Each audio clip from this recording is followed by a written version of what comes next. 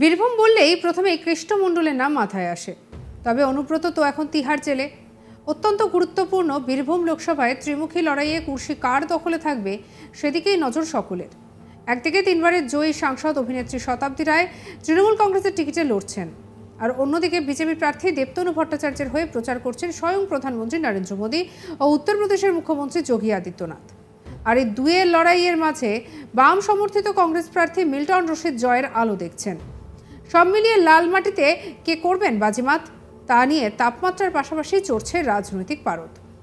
তবে বীরভূম লোকসভা কেন্দ্রে 2021 সালের বিধানসভা নির্বাচনের পরিসংখ্যান অনুযায়ী বিধানসভা নির্বাচন সিউড়ি, রামপুরহাট, সাঁইথিয়া, দুবরাজপুর শহরে বিজেপির লিড রয়েছে। আবার পঞ্চায়েত নির্বাচনে তৃণমূল কংগ্রেস ভালো ফল করেছে। তবে তিনবারের জয়ী সাংসদ শতাব্দী রায় তেমন কোনো কাজ করেনি বলেই বিরোধীদের অভিযোগ রয়েছে। তা নিয়ে প্রচার করছেন বিরোধী প্রার্থীরা। সব মিলিয়ে লালমাটির কেন্দ্রে রাজনৈতিক পারদ চড়ছে। কুর্সি দখলের লড়াইতে কে এগিয়ে থাকবে তারই অপেক্ষা। একদা বাম দুর্গ হিসেবে পরিচিত ছিল বীরভূম লোকসভা কেন্দ্র। 2009 সালে অনুব্রত মণ্ডলের নেতৃত্বে বাম গড় দখল করেন অভিনেত্রী শতাব্দী রায়। তারপর 2014-2019 সালে এই কেন্দ্রে ঘাসফুলি ফোটে। এবারও তৃণমূলের টিকিটে প্রার্থী হয়েছেন শতাব্দী রায়। অন্যদিকে দেবাশিস ধরের প্রার্থী পদ বাতিল হওয়ার পর তারপরে সেখানে নতুন করে প্রার্থী ঘোষণা করা হয়। দেবতনু ভট্টাচার্যকে বিজেপি প্রার্থী ঘোষণা করে। অন্যদিকে বাম সমর্থিত কংগ্রেস প্রার্থী মিল্টন রশিদ শতাব্দীর কারিশমায় খানিক পিছিয়ে থাকলেও লড়াইয়ের ময়দানে জমি ছাড়েনি বিরোধীরা। এবারে এই কেন্দ্রে কোন দল এগিয়ে সেই নিয়ে আপনাদেরকে বলবো। রেজাল্টের জন্য আমাদের 4 জুন পর্যন্ত অপেক্ষা করতে হবে। তবে তার আগে আমাদের India today access my India booth ফেরত সমীক্ষায় বীরভূমে যথেষ্ট হাড্ডাহাড্ডি লড়াই হবে বলেই মনে করা হচ্ছে। তবে সম্ভাব্যভাবে এগিয়ে রয়েছেন তৃণমূল প্রার্থী শতাব্দী রায়। তবে বিজেপি প্রার্থীও সমান তালে প্রতিদ্বন্দ্বিতা করেছেন। তবে এখানে যে হাড্ডাহাড্ডি লড়াই হবে তার বলার অপেক্ষা রাখে না। প্রচারে শতাব্দী রায় যে তার ব্যাপারে কি বলেছিলেন শোনাবো আপনাদের। প্রত্যেকটি মানুষই রামের ভক্ত, তারা সবাই মিলে একসঙ্গে হয়ে রামনবমী উদযাপন করা।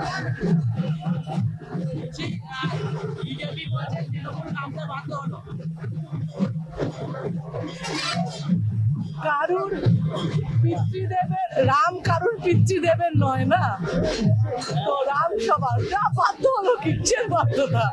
আমি আমার ভগবানকে যে পুজো করি, আমি যদি কোনো ঠাকুরকে মানি, বাধ্যবাধকতা সবাই নিজেদের ভালোবাসা। আমরা রামকে আমাদের মতো দেখছি, ওরা রামকে আমাদের দেখতে, যে যার ঈশ্বর সবার যে যেভাবে দেখে তা সেভাবে দেখুন। কোনো রুলস নেই যে এইভাবে দেখতে হবে। এতগুলো মানুষের মধ্যে কেউ বাড়িতে পুজো করে, কেউ বাইরে পুজো করে, কেউ পণ্ডিত দিয়ে পুজো করে, যে যেরকম ভাবে ঈশ্বরকে ভাবতে পারে, যে যেরকম ঈশ্বর মানতে পারে সেরকম, তার মধ্যে কোনো রুলস নেই। তফাৎ হচ্ছে আমরা যদি জয় শ্রীরাম বলি, আমরা বলছি জয় শ্রীরাম। এটা হচ্ছে ঠাকুরের নাম জয় শ্রীরাম, ওরা জয় শ্রীরাম, এটা কিন্তু স্লোগান নয়, ওটা কিন্তু ঈশ্বর ডাকা নয়, ওটা হচ্ছে যেটা সেটা আর বললাম না, কিন্তু ভক্তি যদি হয় জয় শ্রীরামের বলা উচিত। তো জয় শ্রীরাম বলে করে রামকে ডাকি দিবে, আমরা রামই বলছি। আর এদিকে আমাদের কালিক শান্তনু হাজরার কি রিপোর্ট দেখাবো। India today axis my India exit pole report অনুযায়ী বীরভূম লোকসভা কেন্দ্রে বিজেপি বানাম তৃণমূলের হাড্ডাহাড্ডি লড়াই, এমনই কিন্তু জনমত সমীক্ষা রিপোর্টে উঠে আসছে।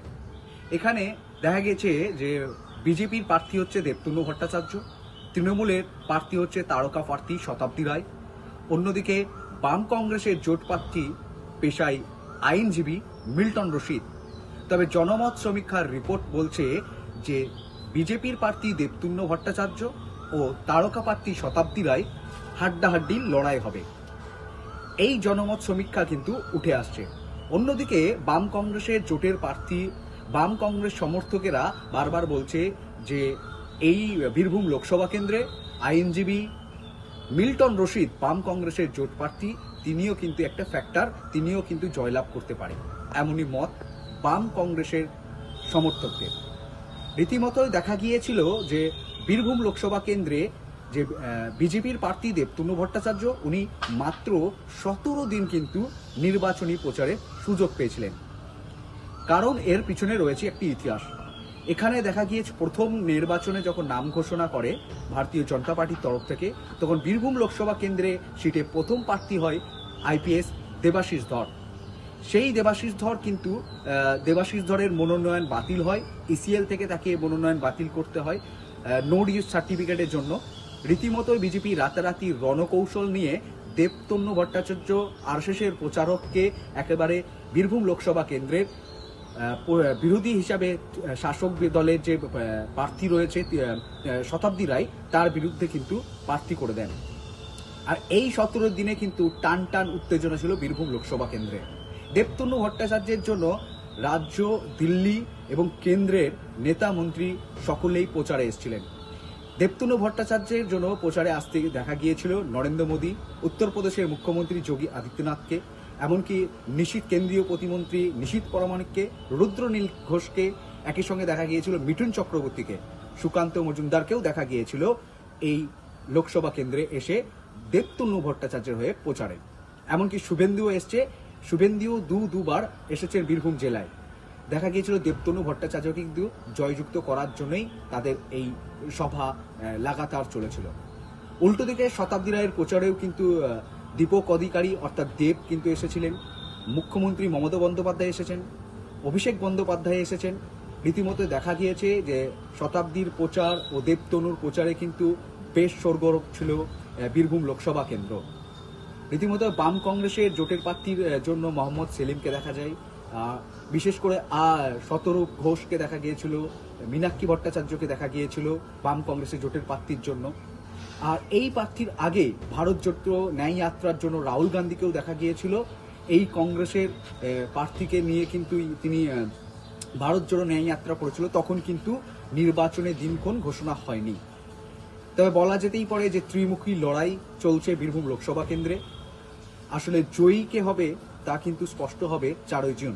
কিন্তু জনমত, বুথ ফেরত সমীক্ষা, এক্সিট পোল রিপোর্ট বলছে হাড্ডাহাড্ডি লড়াই হবে বিজেপির প্রার্থী দেবতনু ভট্টাচার্য বনাম তৃণমূলের তারকা প্রার্থী শতাব্দী রায়ের সাথে।